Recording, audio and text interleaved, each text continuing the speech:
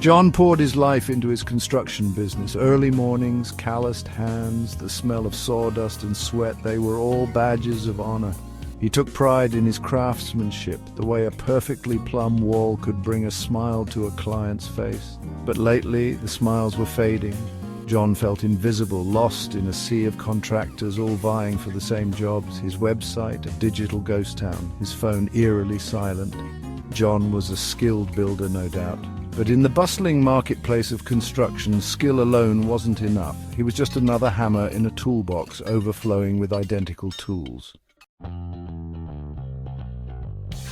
John's days began with a ritual: coffee, cold and bitter, mirroring his growing anxiety.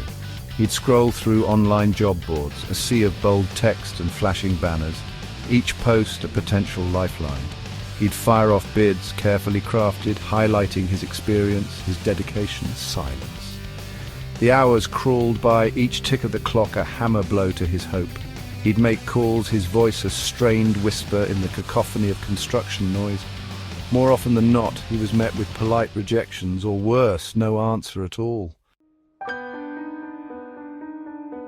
The invisibility was starting to wear on him. He felt like a ghost wandering through a world that couldn't see him. The rejection stung, but it was the indifference that truly hurt. It was as if his hard work, his passion, counted for nothing. The joy he found in building began to dwindle, replaced by a gnawing sense of doubt. Was he good enough? Did his work even matter if no one noticed it? The construction market was a battlefield. Everywhere John looked, he saw the same thing. Contractors offering the same services, using the same materials, promising the same results. It was a race to the bottom, with everyone trying to undercut each other on price. John knew he couldn't compete on price alone. He refused to sacrifice quality for the sake of a quick buck. But how could he stand out in a sea of sameness? How could he make his voice heard above the roar of the construction site?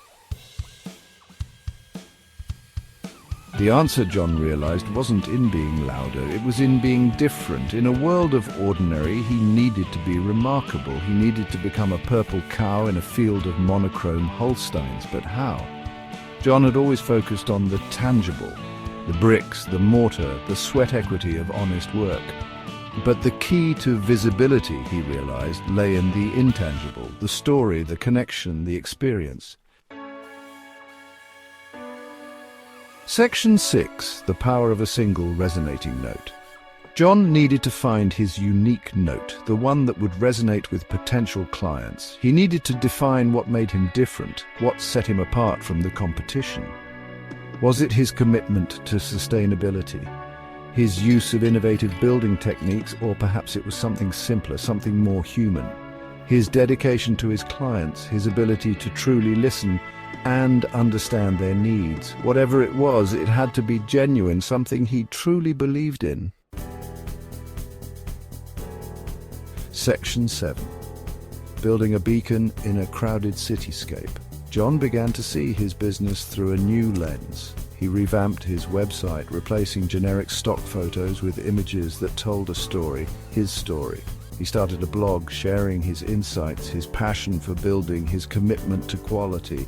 He joined online communities, engaging with potential clients, offering advice, building relationships. He embraced social media, showcasing not just his finished projects, but the process, the people, the dedication behind every brick and beam. He was no longer just a name on a bid, but a person, a craftsman, an artist. Section 8. The end of blending in.